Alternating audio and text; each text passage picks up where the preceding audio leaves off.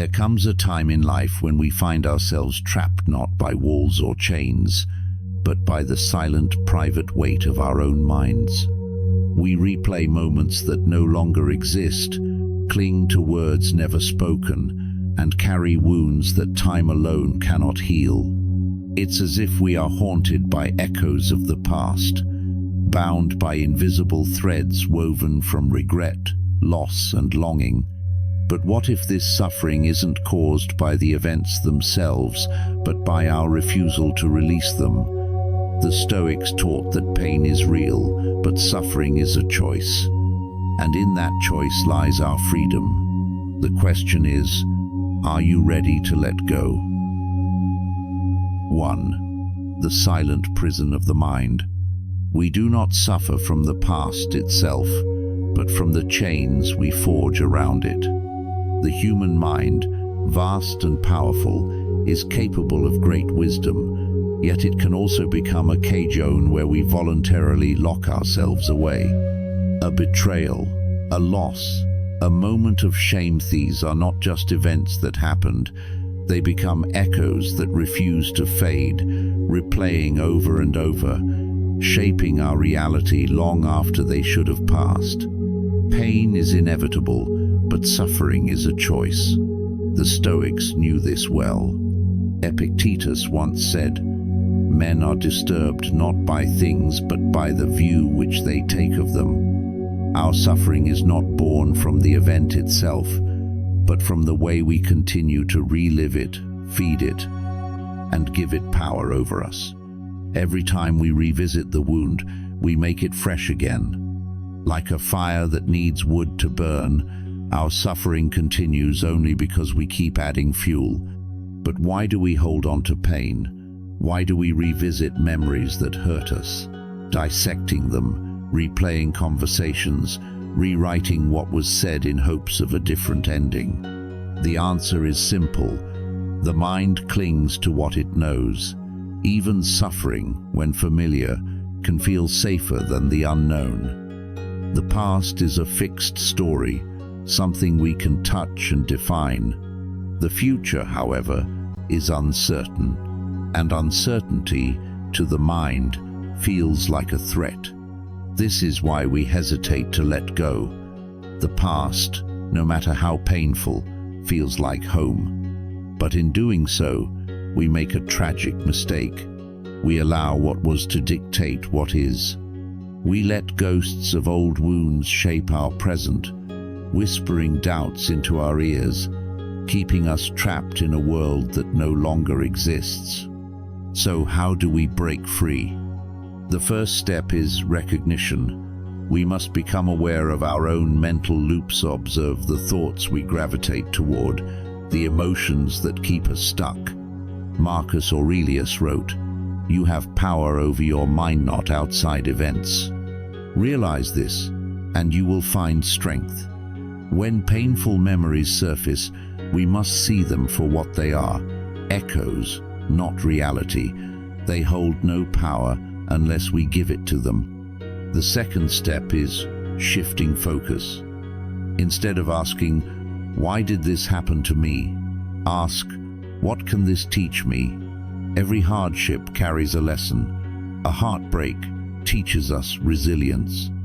A failure sharpens our wisdom. A betrayal reveals who we can truly trust.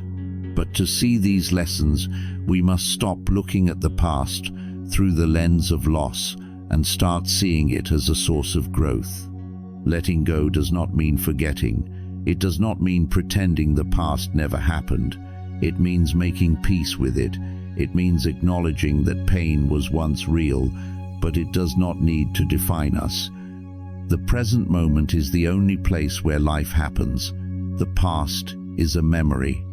The future is a possibility. The only reality we have is now. Imagine standing at the edge of a river, watching leaves float by. Each leaf is a memory, a thought, a moment of pain. You can reach out, grab one, cling to it, analyze its details, and refuse to let it go. or you can simply acknowledge its presence, but allow it to drift away. This is the practice of letting go, not suppressing, not ignoring, but allowing thoughts to pass without attaching ourselves to them. Freedom begins in the mind. The key is already in your hands. The question is, are you ready to unlock the door? 2. The illusion of control. Letting go of what was never ours. We spend much of our lives grasping at control over people, outcomes, the way others see us. We believe that if we try hard enough, plan well enough, or care deeply enough, we can shape the world to fit our desires. But this is a dangerous illusion, one that traps us in endless frustration and suffering. The Stoics understood this well. They taught that there are only two kinds of things in life, those within our control and those beyond it. Everything outside of our thoughts, our actions, and our responses belongs to the latter category. Yet, instead of focusing on what is truly within our power, we exhaust ourselves trying to control what was never ours to command other people's choices, the past, the future, even the way life unfolds. The more we cling to this illusion, the more we suffer.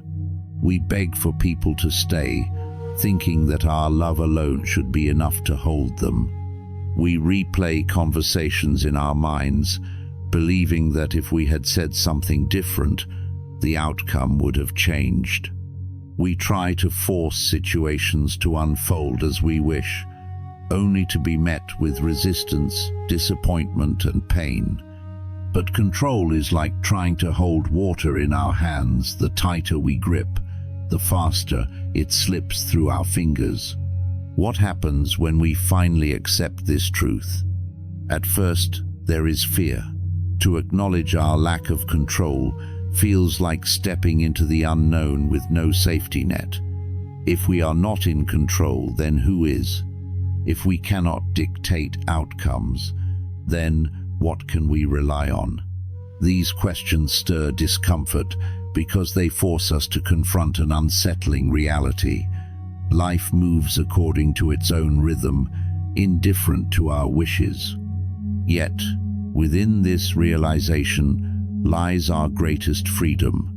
When we stop trying to control the uncontrollable, we free ourselves from unnecessary suffering.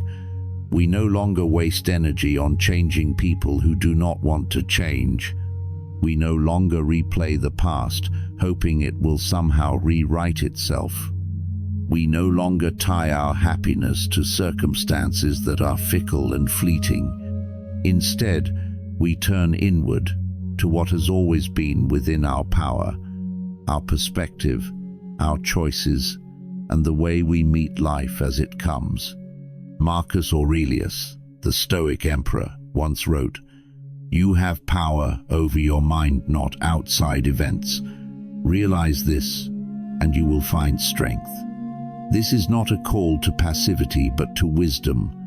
It means understanding that true strength does not come from bending the world to our will, but from mastering our own mind. Letting go of control is not giving up. It is choosing where to place our energy. It is shifting from resistance to adaptation, from frustration to acceptance.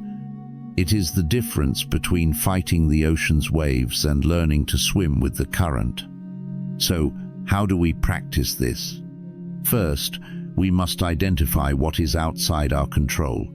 The opinions of others, the choices of loved ones, the outcome of our efforts, these do not belong to us. Recognizing this is the first step to peace. Second, we must learn to surrender not in weakness, but in trust. When we release our grip, we make space for life to unfold in ways we never expected. Some doors must close so that others may open. Some people must leave so that we can grow. Some failures must happen so that we may learn. Finally, we must remind ourselves that our peace does not come from controlling life, but from mastering our response to it. A storm may rage outside, but we decide whether to let it shake us. Life will not always go as we wish. People will not always love us as we hope. The future will not always unfold as we plan. But this does not mean we are powerless.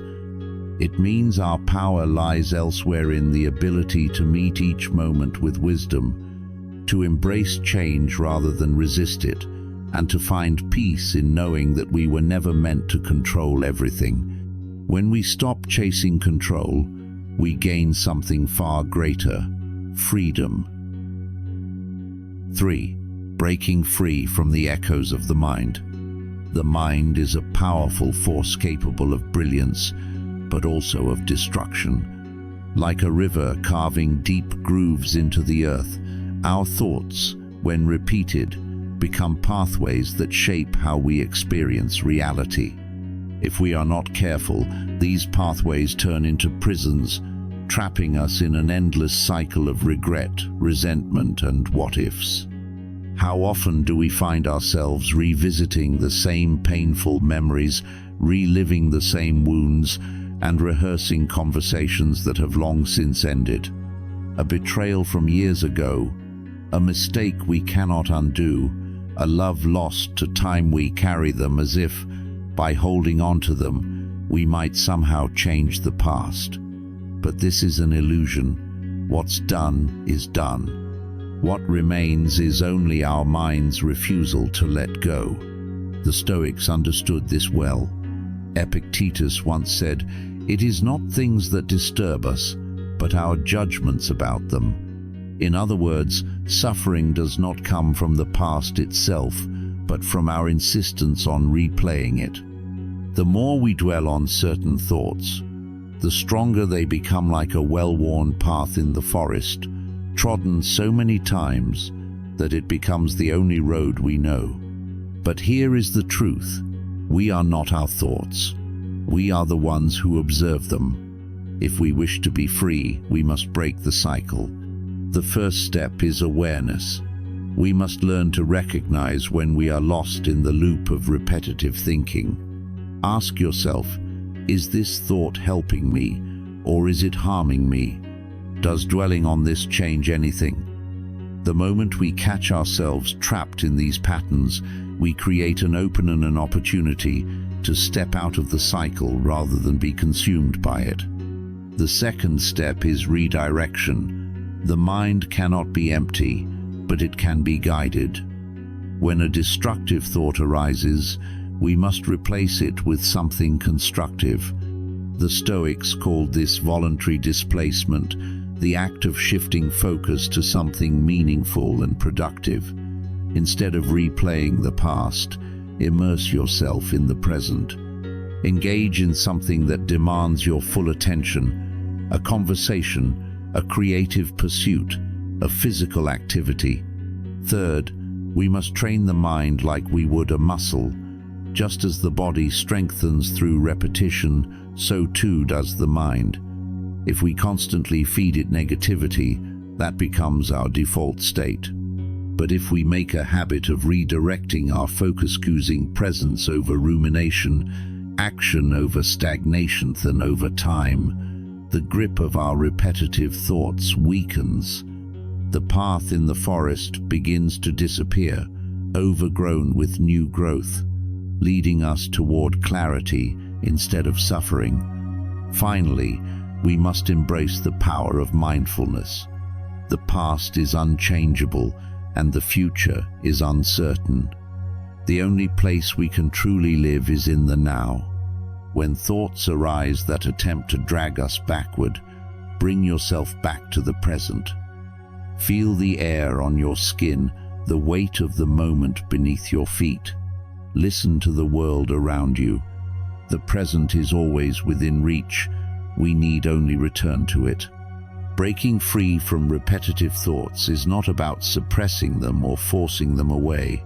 It is about recognizing that they are just thoughts, nothing more. They have no power beyond what we give them, and the moment we stop feeding them, they begin to fade. You are not your past. You are not your mistakes. You are not the echoes of old wounds. You are something far greater, the one who chooses where to place your attention, the one who decides what thoughts are worthy of your time. And in that choice, you find your freedom. 4. The art of detachment, releasing what no longer serves you. We suffer not because life is cruel, but because we refuse to let go. We hold on to things long past their time, relationships that have ended, dreams that did not unfold as we hoped, identities that no longer fit who we have become. And yet, we cling. We build monuments in our minds to what was, mistaking nostalgia for truth, regret for responsibility. But the past is not a place we can live in. It is only a shadow, a whisper of something that once was but is no longer here. The Stoics understood that attachment is the root of suffering. Seneca wrote, "He who fears death will never do anything worthy of a living man." Though he spoke of death, his words apply to all things in life. To fear losto, resist the inevitable impermanence of everything, is to live in chains. We cannot move forward while our hands are full of what we refuse to release. But letting go is not forgetting. It is not indifference. It is not an act of coldness or dismissal. It is an act of wisdom. Detachment does not mean we do not love, care, or cherish. It means we do so without possession. We love without clinging. We experience without expecting permanence. We embrace what comes, knowing it may leave, and we release what leaves, knowing something new will come. This is the nature of life. This is the rhythm of existence. Yet, we resist. We resist because attachment feels safe. We tell ourselves that if we hold on tightly enough, we can keep things as they are. But this is an illusion. The tighter we grip, the more life slips through our fingers. The river flows whether we fight it or not. The only choice we have is whether to exhaust ourselves swimming against the current or to let go and move with the flow. So how do we practice detachment? First, we must recognize what we are holding on to. Ask yourself, what am I unwilling to release? What past hurt, what old identity, what fading connection am I still gripping as if it defines me? Awareness is the first step. You cannot release what you do not acknowledge. Second, we must reframe our thinking. Instead of seeing detachment as loss, see it as freedom. You are not losing something, you are making space. Space for peace. Space for new experiences. Space for a lighter heart. Imagine carrying a heavy bag for years, believing it is part of you. Then, one day, you set it down. The relief is overwhelming. The weight was never part of you, was only something you carried. Third, we must learn to trust life. Detachment requires faith not in some mystical force, but in the simple truth that life continues, that joy follows sorrow, that endings make way for beginnings, that we do not need to force or hold or chase only to meet each moment as it comes and let it pass when it is time. Finally, we must return to the present. Much of our suffering comes from attachment to what was. But the past is gone. The future is uncertain. The only reality is now. Be here. Feel the breath in your lungs, the weight of your body in this moment, the sound of life happening around you. Let that be enough.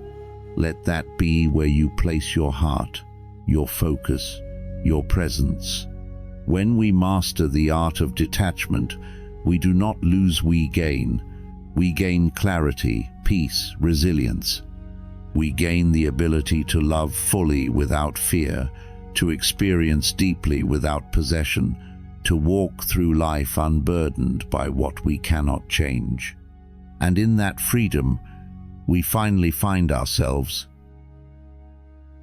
5. Forgiveness, the ultimate freedom.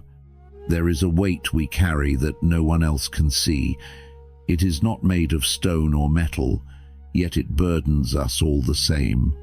It is resentment, anger, and the silent desire for justice against those who have wronged us. We hold on to it tightly, believing that if we let go, we are letting them win. But the truth is, we are the only ones suffering. The one who harmed us moves on, while we remain shackled to a past that still burns. The Stoics understood this deeply. Seneca once said, "To forgive is to set a prisoner free and discover that the prisoner was you." We believe that holding on to pain protects us, that by keeping the memory of betrayal alive, we guard ourselves from future harm. But in reality, resentment is a poison we drink, expecting the other person to suffer. The only thing it destroys is our own peace. Forgiveness is not about forgetting. It is not about excusing harm or pretending that pain never existed. It is about refusing to let that pain control us any longer. It is about choosing freedom over bitterness, clarity over resentment, and peace over the endless replaying of past wounds. But how do we forgive? First, we must recognize that forgiveness is not for them, it is for us. It is not about whether they deserve it. It is about whether we deserve peace. When we forgive, we take back control of our own minds. We stop letting someone else's actions define our emotions, dictate our thoughts, and drain our energy. Second, we must separate the event from the story we tell ourselves about it. The past cannot be undone, but how we interpret it is within our power. Ask yourself, am I replaying this pain because I believe it still has power over me? If so, recognize that the only place the past exists now is in your mind. The moment you decide to change the way you see it, its hold on you begins to weaken. Third, we must release the need for revenge. The desire for justice is natural, but it is often an illusion.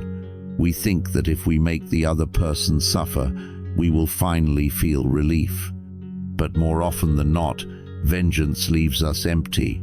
True power is found not in punishing another, but in proving that they no longer have control over us. Marcus Aurelius wrote, "The best revenge is to be unlike him who performed the injury. To heal is the greatest victory." Finally, we must accept that people act according to their nature, their pain, and their limitations. This does not mean excusing their actions, but understanding that human beings are flawed.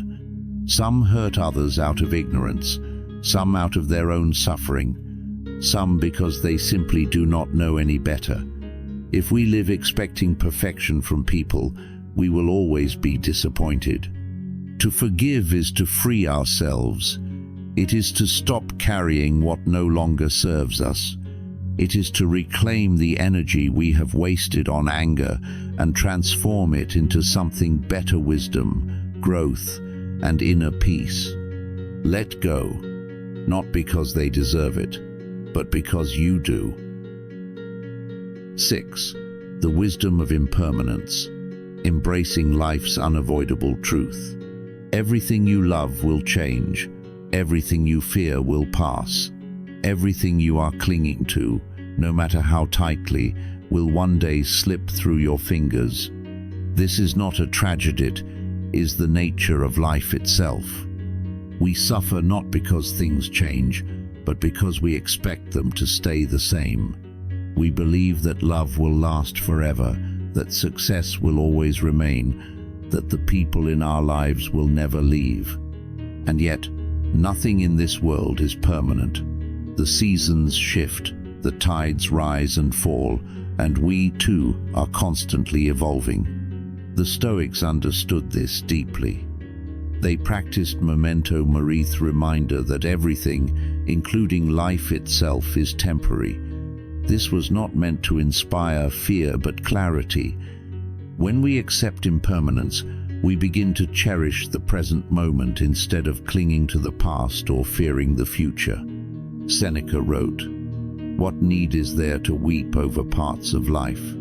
The whole of it calls for tears." He did not mean that life is sorrowful, but rather that resisting its nature only leads to suffering. The more we fight change, the more we suffer when it inevitably comes. But if we embrace it, we find freedom. So how do we learn to accept impermanence? First, we must stop taking things for granted. Look around you. The people you love, the experiences you enjoy, even the struggles you face, and none of them will last forever. This is not a reason to despair, but a reason to be present. Instead of assuming we have unlimited time, we must appreciate what we have while it is here. Every sunrise, every conversation, every fleeting moment is a gift. Treat it as such. Second, we must release our grip on what was. So much of our suffering comes from clinging to things that have already passed. We mourn old versions of ourselves, past relationships, opportunities that are no longer available. But just as the leaves must fall for new growth to emerge, we too must allow the past to make way for what comes next. Holding on to what is gone does not bring it back, it only keeps us from living fully in the present. Third, we must make peace with uncertainty. The future is unknown, and no amount of planning or control can guarantee outcomes. But this is not something to fear. It is an invitation to trust in life's unfolding. The unknown holds not just loss, but possibility. The doors that close make way for ones we cannot yet see. The endings we grieve often lead to beginnings we never expected. Finally, we must remind ourselves that impermanence does not mean meaninglessness. Just because something does not last forever does not mean it was not valuable. A flower that blooms for a single day is no less beautiful than a mountain that has stood for centuries. Life is precious because it is fleeting. To accept impermanence is to live without fear.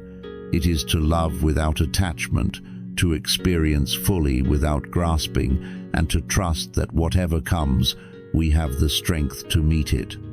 Do not mourn the passing of time. Instead, honor it by living deeply, loving fully, and embracing each moment as it comes.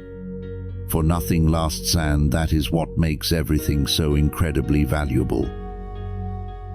7. Finding purpose beyond suffering, transforming pain into strength. Pain is an unavoidable part of life. Loss, failure, betrayal, these experiences shape us, leaving scars that may never fully fade. But suffering is a choice. It is what happens when we allow pain to define us, when we let it settle into our bones and dictate the story we tell about ourselves. The Stoics understood this well. They did not seek to escape hardship, but to use it as a tool for growth. Marcus Aurelius wrote, "The impediment to action advances action. What stands in the way becomes the way." In other words, pain is not merely something to endure, it is something to be transformed. It is raw material, waiting to be shaped into wisdom, resilience, and purpose. Yet most of us resist this truth. When faced with suffering, we ask, "Why me?" We replay the past, searching for ways it could have been different. But this only deepens our wounds.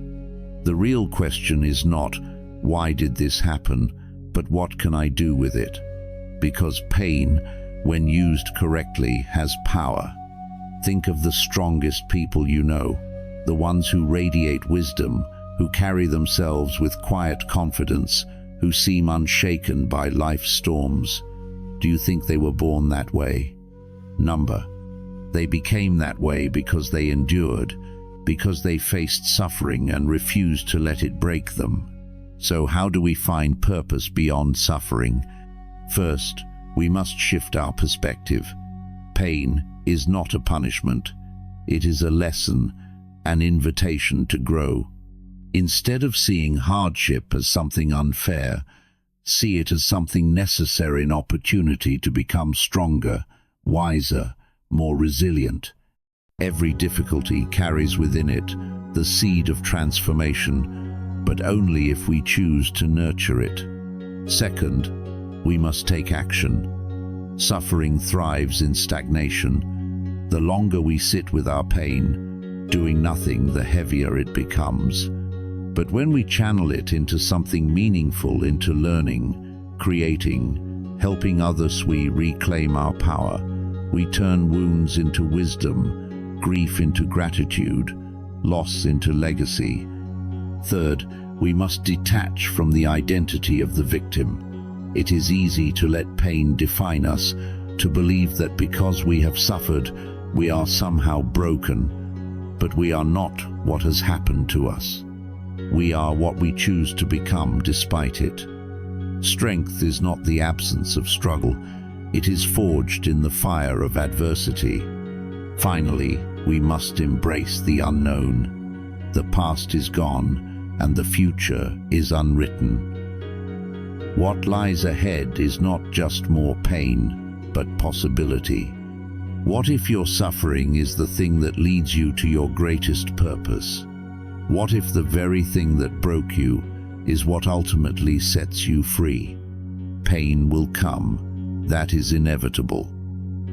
But suffering, that is a decision. Choose to rise, choose to use your pain not as a prison, but as a foundation for something greater. Because the story is not over, and the next chapter is yours to write. 8. The present is all that exists, freeing yourself from the past and future. The past is a memory. The future is an illusion. The only moment that truly belongs to us is now. And yet, most of us spend our lives anywhere but here. We dwell on old wounds, replaying what has already happened as if we could change it. Or we anxiously construct a future built on fear, believing that by worrying enough, we can control what has yet to come. In doing so, we abandon the only place where life actually happens, the present. The Stoics understood this deeply. Marcus Aurelius wrote, "Confine yourself to the present, not because the past and future do not matter, but because they do not belong to us. The past cannot be altered, and the future cannot be guaranteed. The only power we have is in this momento. We think, how we act, how we respond. But why is it so hard to stay present? Because the mind is addicted to distraction. It clings to the past because it is familiar, even if painful. It fixates on the future because uncertainty feels threatening. We think that by obsessing over what was or what might be, we are protecting ourselves. In reality, we are only pulling ourselves further away from life itself. So how do we return to the present? First, recognize the illusion. When your mind drifts into regret or fear, pause. Ask yourself, is this happening right now? Most of our suffering is self-inflicted, born from thoughts that exist only in our minds. The moment you see this, you regain control. Second, train your awareness. The present moment is always available to us, but we must choose to return to it. Feel the air in your lungs. Listen to the sounds around you. Notice the sensation of your feet on the ground. The body is always in the present, the mind is what strays. By anchoring yourself in physical reality, you pull yourself back into now. Third, embrace what is, rather than what could have been. Regret is the refusal to accept what has already happened. Anxiety is the fear of what has yet to unfold. Neither changes reality. Acceptance, however, does. It allows us to engage fully with life as it is, instead of being trapped in what was or what if. Fourth, simplify. Much of our distraction comes from overstimulation, too many thoughts, too many worries, too much noise. The more we simplify our lives, the easier it becomes to be present. Declutter your mind, your environment, your expectations. Make space for what matters. Life is not waiting for us somewhere in the future, nor does it live in the echoes of the past.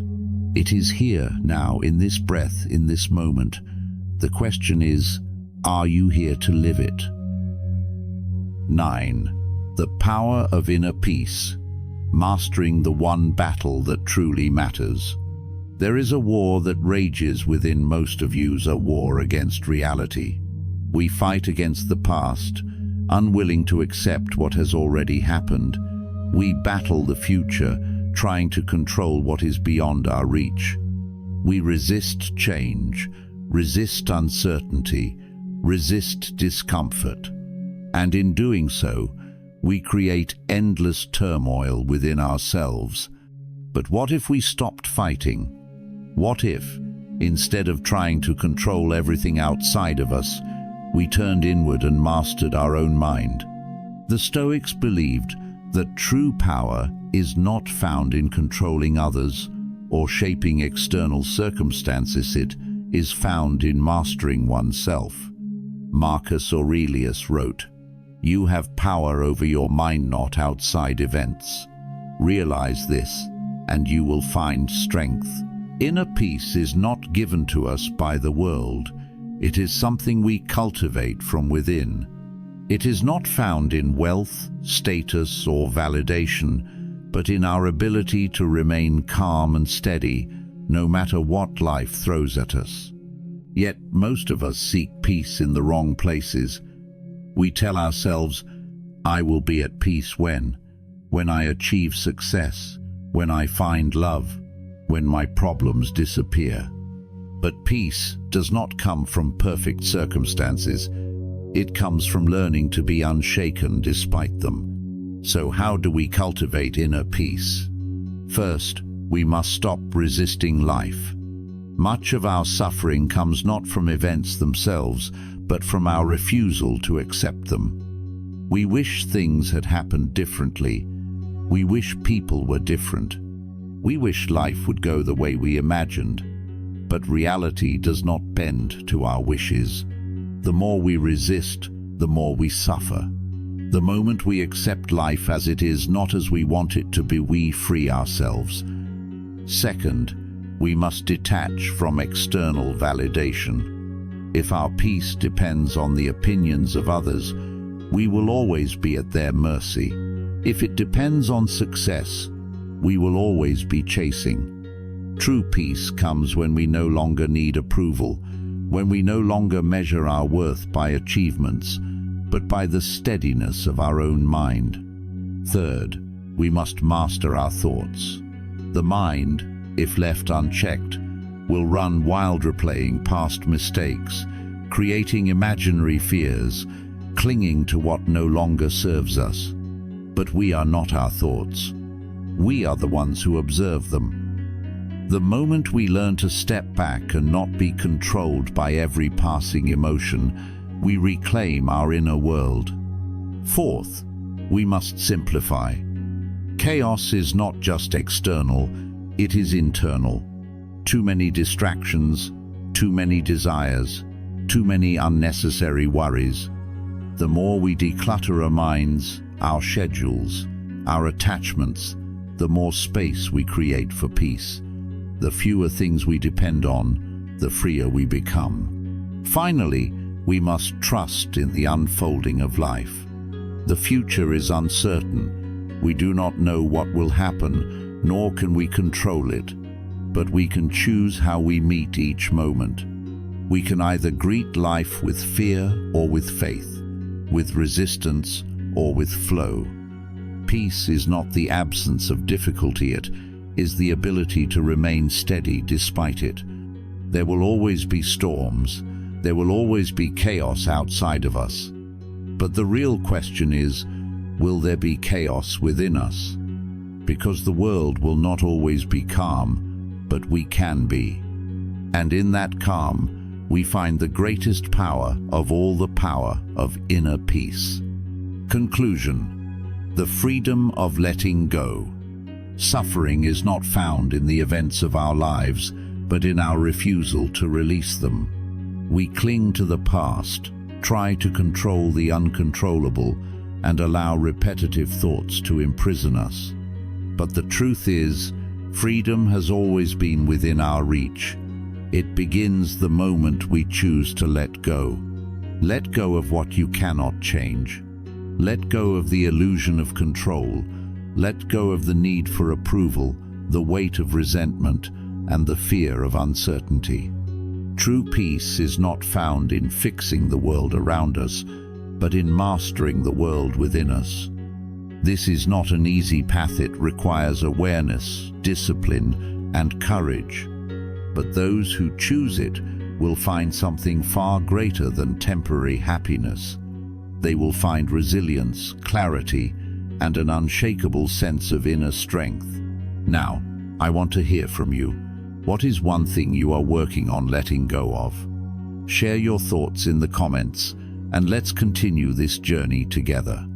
If you found value in this, don't forget to like, subscribe, and turn on notifications for more insights on Stoicism and the art of living with wisdom. See you in the next video.